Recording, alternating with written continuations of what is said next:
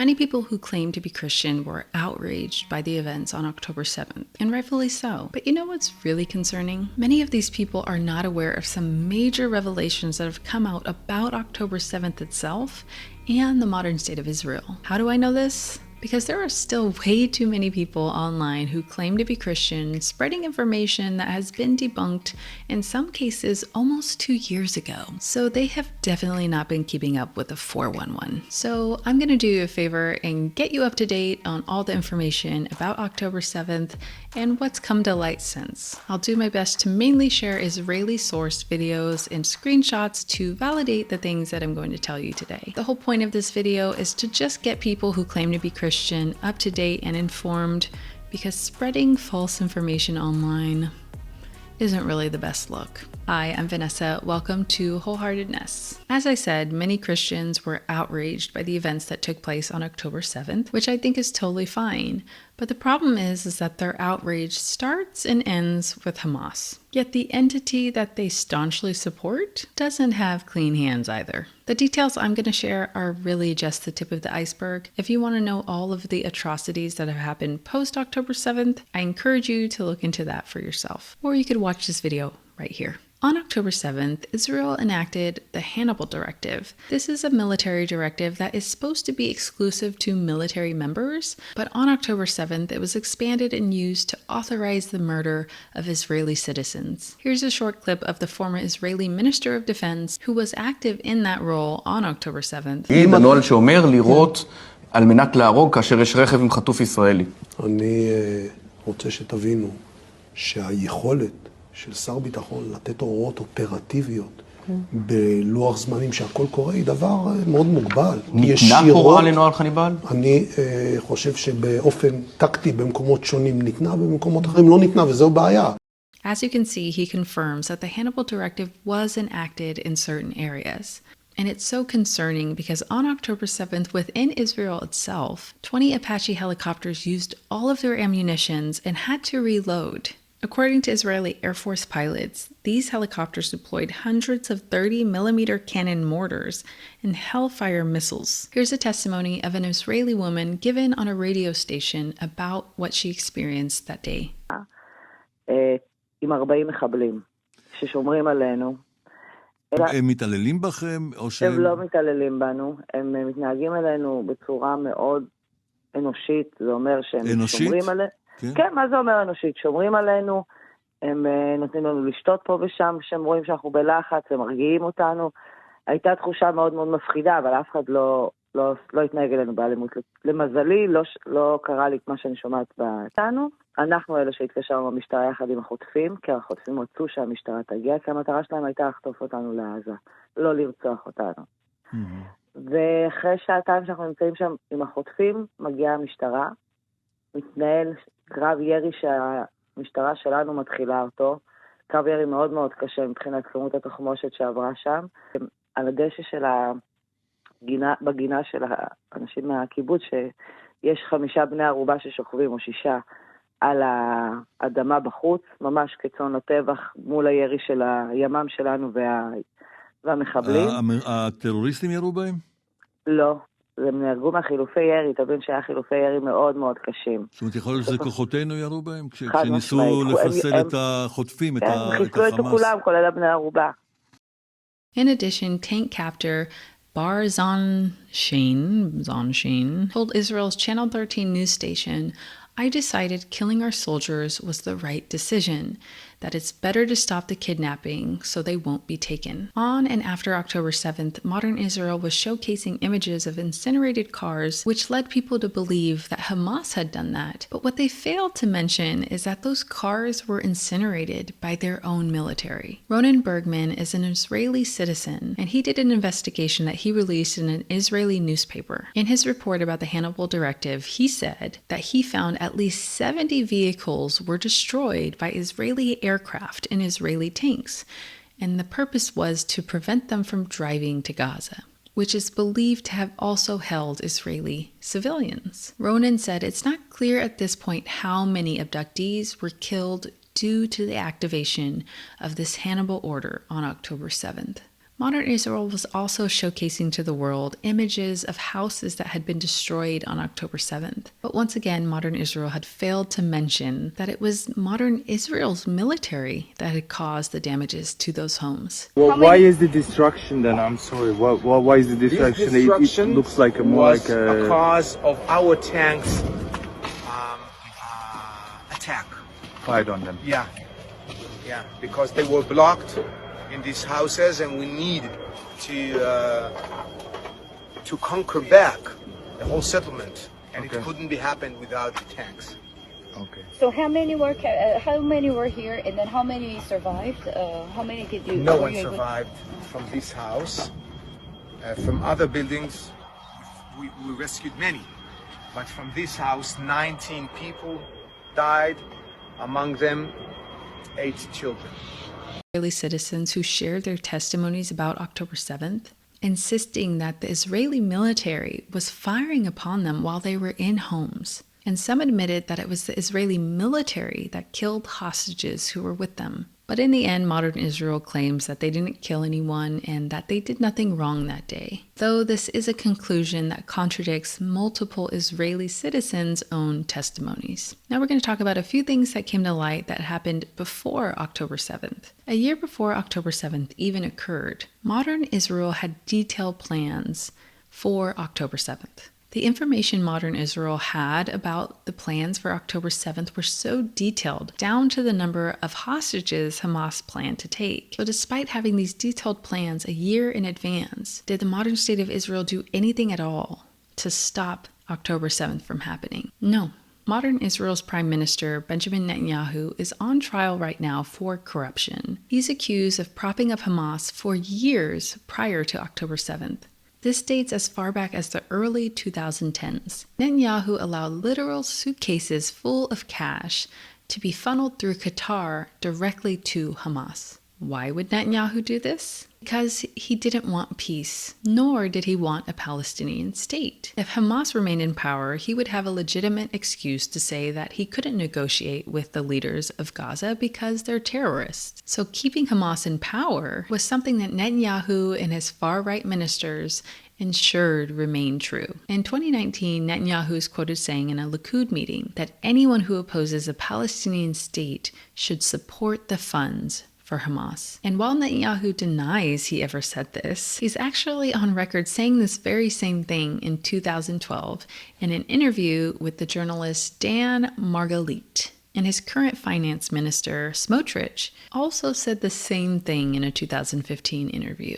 And it wasn't just Netanyahu. Even during his pause in power, the other prime minister, while he didn't allow literal suitcases to be funneled through Qatar to Hamas, he didn't stop cash from flowing to Hamas. So how did Hamas become capable of doing what they did on October 7th? Well, with the support and blessing of Benjamin Netanyahu and the government of modern Israel. Finally, let's go over the claims that were made about what happened on October 7th. I hope you read this little disclaimer right here. I think it's important to clarify because so many people want to accuse people of things. No matter what your perspective is on this issue, this is what should be guiding your perspective.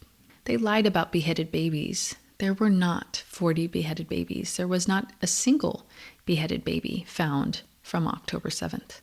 On October 7th, 14 precious children under the age of 10 lost their life that day. Of those 14 children, only one was 1 year old and one was not even born yet. The 1-year-old was sadly and tragically shot through the door. So the person who shot this baby didn't know who they were shooting. And the unborn child died when its mother died after being killed. But I need us to understand that the data coming from Israel's own registry from the deaths that day does not support the idea of there being any beheaded babies, not a single one of them, and especially, for sure, not 40. There were no children who were tied up together and burned alive. This is a lie that was created by the modern state of Israel and a group within Israel called Zaka. I'll share a video right now, which is a little bit longer, of an interview done with the head of Zaka, and you will see for yourself. He's a questionable character, and he is pretty much the source of almost all of the lies from October 7th. It was an interview you did with Sky Television from Britain. 2 piles, we found them in Bury. 2 piles of 10 children each were tied back to back and burned to death. Now, again, I mean, if we look at the death figures at Bury, there are only 10 children that died at Bury. Well, not children, it's 18-year-old. So we all together, when you look at them and they're burned, you don't know exactly the ages. So you're talking about 18-year-old, 20 years old, and you just don't look on the spot identification to see the ages or something like that. It is not the only questionable story that Yossi Landau tells about Kibbutz Be'eri. We go further. Then we see a woman. She was lying on the floor. She was a pregnant woman. Kibbutz Be'eri has denied this account. The story of the pregnant woman reported by Zaka is not relevant to Be'eri. Yossi Landau insists he witnessed this scene at Be'eri. If you want to see the picture, I have the picture of it. Are you able to share the photographic evidence with us? To show you, yes. Where's my phone? Oh, I'm sorry. I will not put it in front of the camera. No, that's fine. I'll come and look. This is the knife they used. Shot and killed, but... Over here was the woman. But that's the imagery after the bodies had been cleared away. Oh. Yes. This is the baby. This is it. I'm sorry to be graphic here, but I can't see a baby here. You can't see the baby but this is the picture of the mother. Okay. For sure, you know, we didn't think when we over there, we didn't think to camera everything. We didn't have that. This wasn't in our... The photo shows an unidentifiable piece of charred flesh. The list of the dead contains no victim that fits Yossi Landau's description. On October 7th, 2 babies die. One is killed when a bullet is fired through a door. The other dies following an emergency cesarean after the mother is shot. Neither is burned or beheaded. You being someone who, with your own hands, with your own eyes, with your nose, you smelled this, what would you say to that person who is downplaying what took place here? I wouldn't say anything. I would ask, please give me, he should be together with the Hamas terrorist and he should be killed.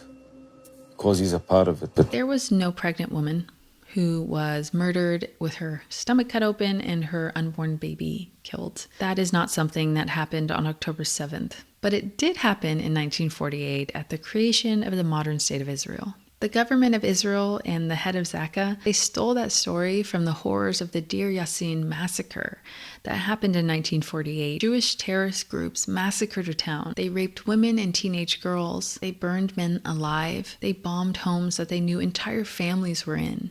And yes, they killed a pregnant woman. They cut open her stomach, and they killed her unborn baby. Huge part of the story of October the 7th was based on explaining away the results of the implementation of the Hannibal Directive.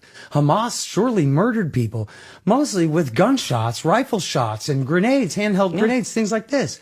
Well, who blew up this whole house full of people? Yeah. An Israeli tank did. Right. Who blew up all these cars? Israeli helicopters. But they had to put all that on Hamas.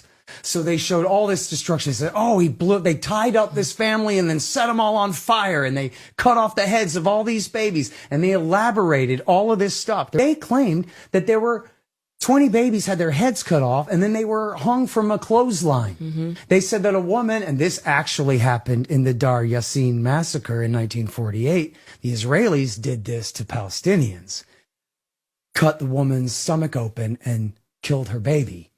That is a real story from what the Israelis did to the Palestinians. They lied and said that the Palestinians did that to them. Another story, true, from the Nakba.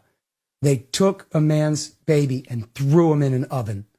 And they used that story that the Israelis had done to the poor Palestinians and pretended that the Palestinians had done that to them. So in other words, instead of just saying, oh my God, Candace, it was horrible. All these people were killed. Civilians were shot in their own homes, in their cars on the road. Oh no, No, instead it was, they tied children up and set them on fire. They cut the heads off of babies. They blew up these houses. They blew up all these people in their cars and all this stuff. And you're correct. My ex is filled with all of these videos of what they are now doing to Palestinian children, babies that are actually beheaded, babies that are actually burned, and America just turns the cheek. Yeah, America, they call it fake. Yeah. In my mentions, every day, they go, that's fake. They're a bunch of actors. Yeah. Oh, yeah, the Gazan people right now are acting like they just got bombed. They don't have water, they can't eat, they're starving, but everyone's just conspiring to pretend that this is happening. And like everyone from the ICC to the UN to everybody who is saying that this is actually happening. The journalists that have risked their lives to get these stories out, and our Western media won't cover it. And Candace, it is like the Waco massacre